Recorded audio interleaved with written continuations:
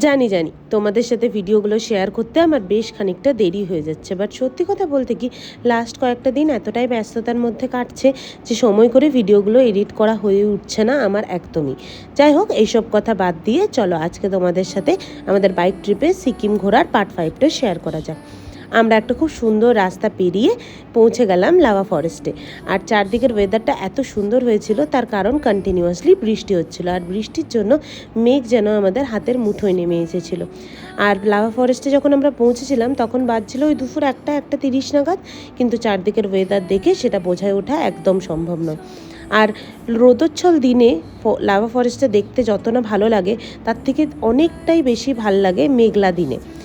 ফরেস্টের মধ্যে যখন মেঘ আর কুয়াশার খেলা চলে, ফরেস্টের চারদিকের ওয়েদারটা যেন একদম মায়াবী হয়ে ওঠে। আর আমরা এরকমই একটা ওয়েদার এক্সপেক্ট করছিলাম যখন আমরা লাভা ফরেস্ট যাওয়ার জন্য প্ল্যান করেছিলাম। আর ফাইনালি ওখানে গিয়ে পৌঁছতে আমরা এক্স্যাক্টলি সেই রকমই একটা সেম ওয়েদার পেয়ে গিয়েছিলাম। তো ফরেস্টের ভিতরে ঘোরাফেরা কমপ্লিট করে ফটোস ভিডিওস ক্লিক করার পরে বেরিয়ে পড়লাম। এই যে আমরা লাভা ফরেস্ট থেকে নেমে প্রচণ্ড খিদে পেয়েছি বলে ম্যাগি আর মোমোর সন্ধানে আছি। দেখা যাক কোন দোকানটায় পাওয়া যায়। দুটো দোকানে বললো শেষ, আর এখন আপাতত এই দোকানটায় দেখছি যদি ম্যাগি মোমো কিছু অ্যাভেলেবেল থাকে। ভাই যেহেতু আমরা ম্যাগি মোমো কিছুই পেলাম না অনেকটা রাস্তা আসার পরে, এই ছোট্ট দোকানটাতে আমরা এখন পাবো আশা করছি। তো এখানে কিছু খাওয়া যাক, তারপরে আমরা বেরোবো।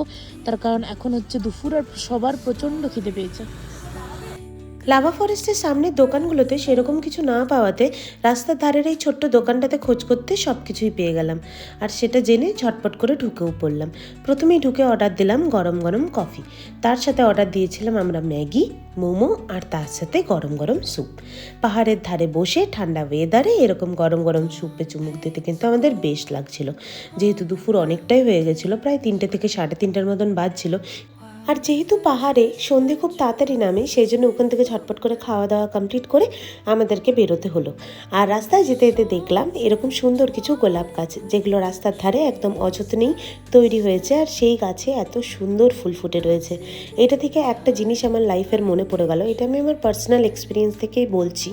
কিছু কিছু সম্পর্ক আমরা অনেকটা যত্ন, অনেকটা কেয়ার, অনেকটা ভালোবাসা, অনেকটা সময় নিয়ে তৈরি করি, কিন্তু at the end of the day সেই সম্পর্কগুলো আমাদের লাইফে খুব একটা ভালো পরিণাম ডেকে আনে না। আর কিছু কিছু সম্পর্ক এরকম অযত্নেই পড়ে থাকে, যেগুলো আমরা এক্সপেক্টও করি না, বাট আমাদের আনএক্সপেক্টেড সময়ে আনএক্সপেক্টেডভাবে সেই সম্পর্কগুলো আমাদেরকে কিছু শিখিয়ে আর ভালোবাসা দিয়ে যায়। এই যে হচ্ছে চেকপোস্ট, এখানে আমাদের এখন এন্ট্রি করতে হবে। এটা সিকিমের জন্য এন্ট্রি তোরে? হ্যাঁ, সিকিম এন্ট্রি। এখানে আমাদের সিকিম এন্ট্রি হচ্ছে। তো ফাইনালি আমাদের সবার যেটার ভয় ছিল সেটাই হলো। আমাদের পৌঁছতে পৌঁছতে একদম সন্ধ্যের অন্ধকার নেমে গিয়েছে। এরপরে আমরা কোথায় গেলাম, কিভাবে পৌঁছলাম, সবটা তোমাদেরকে আগের ভিডিওতে শেয়ার করব। ততক্ষণের জন্য বাই বাই।